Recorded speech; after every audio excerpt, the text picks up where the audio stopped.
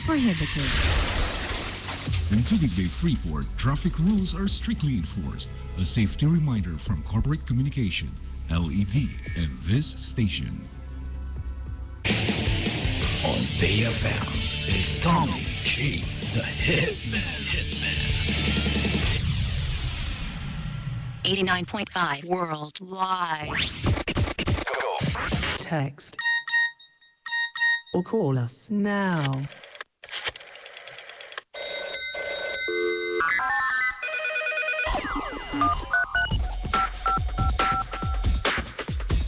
89.5 Subic Bay Radio, back to DJ Tommy G, the Hitman, and this is the special Sunday programming specially dedicated to the Subic International Marathon. Oh boy, I'm so excited to get the final results and tell you guys what.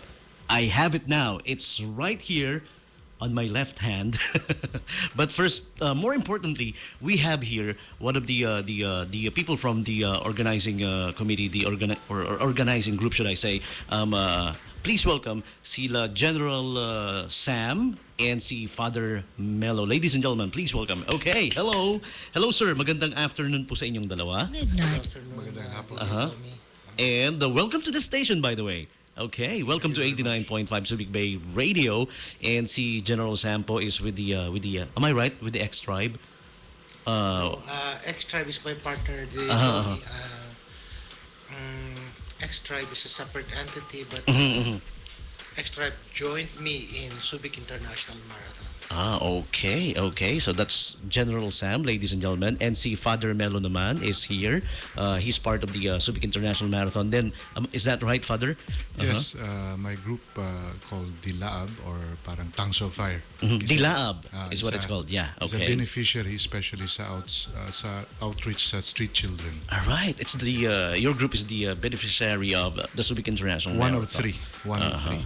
Okay. So bago ko po basahin or ibigay yung pinaka final results ng Subic International Marathon. Nagkaroon po tayo, 'di ba, day 1 Saturday, 3K, 5K, and then kanina namang umaga, madaling araw, Sunday, the 10K, 21K and 42K, right? Okay. So you guys might want to tell everybody all about Subic International Marathon. A little bit of maybe it's History 101 or something. Yeah. Go ahead, tell our listeners. Okay. Una sa lahat, DJ Tommy would like to thank God. It was a very tiring but a very satisfying weekend. There were no untoward incidents whatsoever, and That's nice to hear. lahat Right. ng tumakbo, all our runners went home happy. Well, that's nice.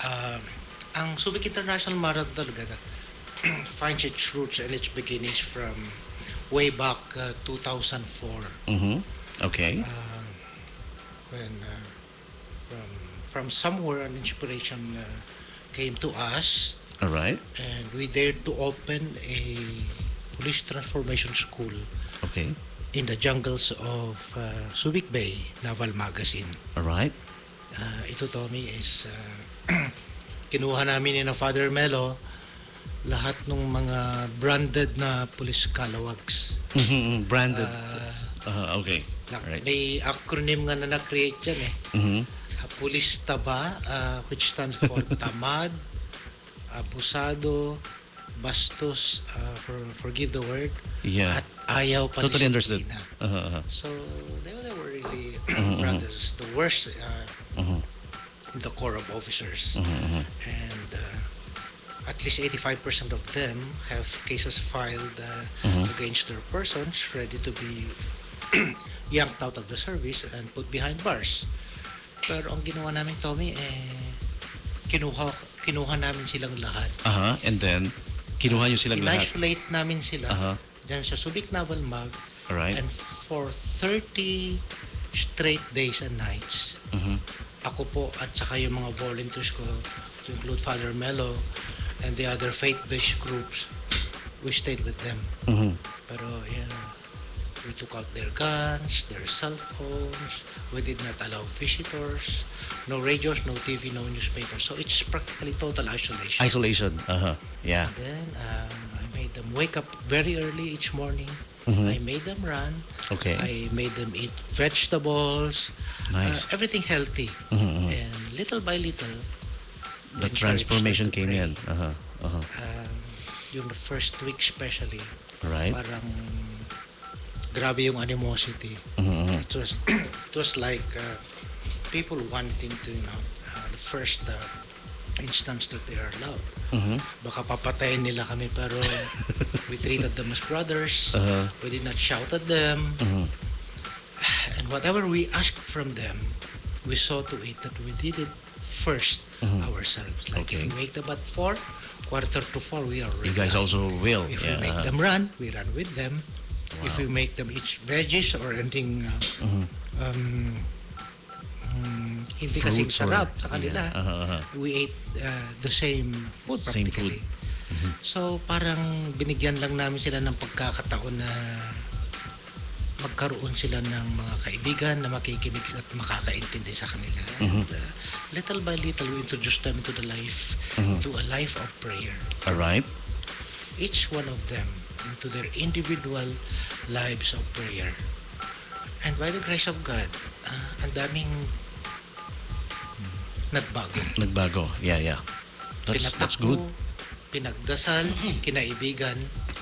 Doon din siguro, Father, nag-emerge yung prayer and fitness as foundations for good citizenship. Okay. And in 2005, that was when we decided to start Subic National Marathon. Subic National Marathon at first. Those policemen that you were talking about, they were the first participants, right? Actually, Or hindi na? no, Tommy Che. The policemen were our students. Pero there was like fantastic. I couldn't explain it. But, people did not believe a single individual from amongst them would dare decide to change. We did not change them. We just helped them decide to change themselves one step at a time. And because of that, we wanted to bring out the advocacy to the greater majority. So maybe fitness and prayer, Father Melo and I decided, could be exposed So to that's the several in the Subic International Marathon. that was the start of it. This was 5. 2005. So that is why it's on its 8th year now, the Subic International Marathon. Okay. Now, the Dilaab Group. Why have you chosen the Dilaab Group as the beneficiary? Is there anything, maybe something special with Dilaab Group, or maybe let's hear it from Father Melo. Yeah, I first got to know General Sam sa 2004. And up to that time, Okay. I was already doing some advocacies against illegal drugs, etc. And I did not know a policeman whom I could trust. Okay. I had my own baggages and All right. biases. So our friendship started with mutual parang suspicion. Okay. Until we discovered that underneath the sutana and the uniform, pareho pala kami. We are both created in God's image and likeness, wounded by sin, but loved nevertheless by God, and needing each other so that we can become whole. So yun ang na-discovered namin. So in 2000, I think, 4, when they started the Values and Leadership School, pumunta rin sila sa Cebu. Okay. And In then, Cebu. kasi I'm from Cebu, All right. and they offered this, they asked Cardinal Vidal, si General Aglipay, and he was then a colonel at the time, Colonel Sam, if Cebu could offer something similar. Okay. So nagsimula din doon ng something similar in the hills of Balamban, Cebu. Actually, the training camp there is where Mount Manunggal, yung President Magsaysay, where he crashed. His plane. So, his plane. So Yeah. a mountain of despair. We faced that, and the mountain where we were in became a mountain of hope. Okay. So sinimulan din namin yung sa outreach sa police. And so they started the Subic marathon here. We were not yet involved until eventually, I think 5 years ago, because I was not running. The last time I was running regularly was 1978. 1978. That's a Yes. long time ago. Matagal na yun. Yeah. As a student in UP Los Baños, kasi doon ako nagtapos muna. So that was the last time, and he was prodding me, encouraging me, bumalik ka, Father. Eventually, after 30 years, bumalik ako in 2008. Okay. And so from there, I joined the marathon here. I think I started with 3 kilometers, and then naging 5, naging 10, and last year naging 21. Oh, nice. So yun. So this partnership of ours is built on a personal relationship Good. between two individuals, but also between two worlds. Yeah. Policeman's world and a priest's world. And we found out na marami palang common interest. For example, street children are a common interest. No? Yeah. So that when we discover that if we come together to change ourselves first, then we can change others. And even the Philippines, we can contribute to that, pero one step at a time. Okay. So yun. And then I think 3 years ago, naging beneficiary yung mga street kids natin, out of school youth muna, tapos street kids there in Cebu, with the idea that yung natututunan ng mga templates doon will be shared to other places eventually. Okay. Yun lang. And then I was with these guys last night at the Lighthouse Marina Resort. I heard that cool story you told about the street children in your is it like in your parish area? I'm a teacher at the seminary, but yeah, would you like me to share that? Yeah, sure. Yeah, that would be cool. And that thing is still ongoing, right? Yes, that's very The cool. advocacy for the street children. Yes, that's very cool talaga. No, I think January 2011, there's a place in Cebu called Fuente Osmeña. Fuente Osmeña. Fuente. Fuente Osmeña, I'm sorry. Ang daming street kids dyan. Tapos very obvious to the public, they are nagra-rugby Yeah. It's a problem everywhere. everywhere. Yeah. It's a sign of despair. Gutom din sila, gutom. Yeah. One day, may bagong na-assign doon na precinct head, si Major Michael Bastes. He's a Protestant. His wife has a karinderya. Cool. So he starts bringing in children sa kanyang precinct, pinapakain. And then one day, for physical fitness and for police visibility, he was running with several of his men sa streets. Running. Jogging. It's a regular thing. It's a regular thing. Morning po or afternoon? Yun ang hindi ko alam. I think morning. Twice a day siguro. would be fine. Magaling yun. Yeah. So, may 3 bata yatang lumapit sa kanya. I think, if I'm not mistaken. Sir, pakuyog. Ito po yung mga nagra-rugby na street children. Yeah. Pakuyog, sir. Sama kami, sir. Pakuyog. It's like Pakuyog. a Bisayan word. Bisayan Yeah, word. yeah. Sige, sama. So, nakayapak yung iba. Iba nakachinas, tumakbo. To make the long story short, dumami yung mga bata. They got, nag-garner ng interest yung nakita Interest kasi cool. You Police are tumatakbo. with a policeman. He cares for you. Let's come together. And then ang street running, children nag-join sila. While they're running, they would stop at a church and they would go in the church. They would pray. Nice. And then after the run, they would he would give them some meal. Pakakainin niya. Tapos he taught them how to chant, and then may disiplina mga bata kasi may parang may t-shirt na sila. And then may disiplina. And then ang chanting nila, running very good. Rugby no good. Wow. That's nice. And what they would say affects their lives. Yeah. Kami mismo, we notice, nawawala na yung rugby kids. Anong nangyari sa kanila? Yeah. Yun pala na isama na niya. But what happened was, Major Bastes was transferred to another place. So ang group namin, it's a group called Dilaab. Parang Dila at Alab. Dila Tommy at G. Alab. Tongues of Fire in Tagalog. So we decided to parang assume the responsibility. So may mga volunteers tayo na formerly out of school youth na kapag provide tayo ng scholarship, they reached out. Every Saturday yun. They would run first to release the pent-up energies. Grabe ang energies ng mga batang ito eh. Yeah. Pagkatapos, we would bring them to our office maliligo doon. Tapos pakakainin, may catechism. Ang sabi ko sa kanilang guideline ko, sabi ko, these children are not objects of pity. They are subjects with dignity and with names. Kilalanin yung mga bata. You know them first. Yun ang approach natin, very positive. Hindi yung kawawa sila and then object of pity. Hindi. These are kids with names. The approach is very effective. They learned good citizenship. Come on time. Pag nalilate pa nga kami, na-late na kayo fall in line and stay in line. Parang dito nga sa Subic, di ba? Read, listen to, and follow instructions. And then, manage your garbage well. They learn this now. After less than a year, 7 of them, kasi parang more or less 15, without any prodding from us, DJ, Tommy G, bumalik sa school. Oh, nice. Kasi they felt na empowered sila na there's a group here na hindi man lang namin pariente, but they seem to really care for us. Yeah, that's the word there, care. Yes. Yeah. And so they go back to school. So we are journeying with them.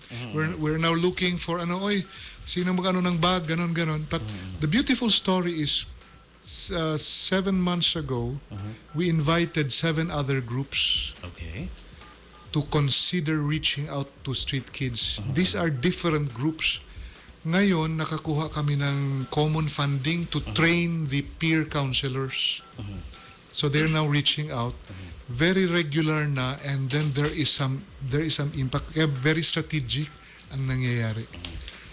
Last night, when you two spoke, and I heard those stories you told, I was like, these are the stories that people need to hear. So why not invite these guys to share their story live here at the station? So I hope po yung mga nakikinig ngayon, ayan, you guys would follow in the advocacies of General Sam and of Father Melo. If people wanna reach you, maybe give help or support in your advocacies, how do they do that? Well, first thing siguro Facebook, because everybody seems to be on Facebook nowadays. And it's easy to reach somebody via that social networking. Do you guys have your own, like, your Facebook pages? Yes, we have a Meron kami. All they have to do is look for Dilaab on Facebook, tama ba? Better still, Subic International Marathon. Or I Subic think. International Marathon. Yes. Yan. And also, I hope yung story that you guys told, sana narinig ng lahat ng nag-participate sa Subic International Marathon. Ano? It would, trust me, it would make them siguro feel a little more, eto pala yung sinalihan natin. It's a good advocacy, and they're really helping street kids and all, di ba? Ako, if I'm one of the runners and I heard that story, wow, maganda yung feeling ko habang tumatakbo ako. Yeah. Okay, so anything else you guys would like to add before we wrap things up? Yeah, Tommy G, sa amin sa Subic International Marathon, we always desire to make ourselves better. So, if this year is a good race, we promise a better race next year. Tuloy-tuloy yan It just so happened that with Subic International Marathon, it's a very professional group, like I said last night. Itong extra under Eric Imperio is really a name when you talk of organizers and race directing. So, with the natural beauty of Subic Naval Base, the order that's very imminent in and around SBMA, the fresh air, the beautiful sunrise and sunset, the city to your right, the forest to your left. Ito yung ino-offer naming lahat And I think if there's one international marathon that this country could be proud about, Definitely, Subic International Marathon it is. So let me just at this point in time invite everybody to come and try. Taste the beauty there is in Subic International Marathon. Nice. About Father Melo? Well, I think I will just echo General Sam, because I'd like to really just focus sa advocacy ng Subic International Marathon, because we are here in Subic right now. Ang tagline, if I'm not mistaken, is run for fun, And and transformation. transformation. Yeah. So which if you put it simply siguro, you should have fun while you are being changed or while you are introducing change. And that's really very true. And I think that is what struck me sa grupo nila General Sam dito, na there's a very strong volunteerism spirit. And I talked with some people kanina and they were very happy. They would like to come back here next year. Yeah. Kaya sabi ko, very, very good ito because we're mixing fun with change. Personal change first. When I connected prayer and fitness more deliberately, I became a better priest. Right. And I think that's my message lang na wag nating i-separate ang tao into spiritual lang tapos bodily lang. Kasi ano tayo connected yung lahat na yan So yun lang sa akin and my prayers for you and for you listeners. God bless you. Wow, thank you. Very inspiring words from these two guys here. And I feel so privileged, so blessed to have them as guests here dito sa special programming natin for the Subic International Marathon. So with that, I wanna thank you guys for dropping by, taking time. So hindi ko na kayo masyadong i-hold dito dahil alam ko mahaba pa yung biyahe nyo, no? Pabalik. Ayan. So pleasure having you here sa General Sam and Father Melo. Okay. And I want to thank you, by the way, for the results that you have here. We need to pause for a short break, commercial break. And then when we return, I'm going to be, when I return, because that means you guys are going to be going, I'm going to be sharing this with our listeners. Yung results ng Subic International Marathon Race. All right. So thank you po. Maraming salamat. And you will always have the support of the station. The Subic International Marathon, that is. Okay, so we need to pause for a short break right now. We will be right back. Stick around. 89.5 Subic Bay Radio. This is PBS, the Philippine Broadcasting Service, DWSB-FM, SBMA-FM radio station, 89.5 Subic Bay Radio, jointly owned and operated by the national government and Subic Bay Metropolitan Authority.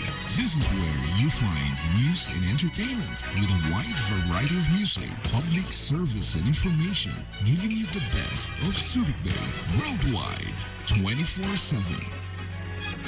Stars lean down to kiss you, and I lie awake and miss you.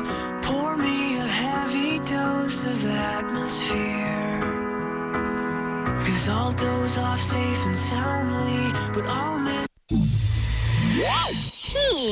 Saan kaya maganda pupunta ngayong bakasyon? Oo nga, te. Saan kaya yung merong adventure of a lifetime? Yung meron kang relaxing na view habang nanonood ka ng world-class shows. Yung tipong relax ka lang habang umiikot sa malalaking aquariums. Tapos meron sang super na nakakaaliw na mga fishes and other sea creatures. Teka, aquariums and sea creatures ba ang bet mo? Eh di pumunta na lang tayo sa Ocean Adventure. Ocean Adventure?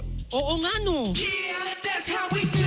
Bakit kailangan makontento lang sa pag-i-imagine? I-experience mo mismo sa Ocean Adventure. Wow, gusto ko makakita ng mga dolphins. Te, hindi lang yan. Pwede mo din silang hawakan, makipagkulitan at magsayaw kasama ang cute na cute na mga dolphins. O kaya naman, maging animal trainer nila. Ang sarap naman. Balita ko meron din silang lion ngayon dun ah. Lions?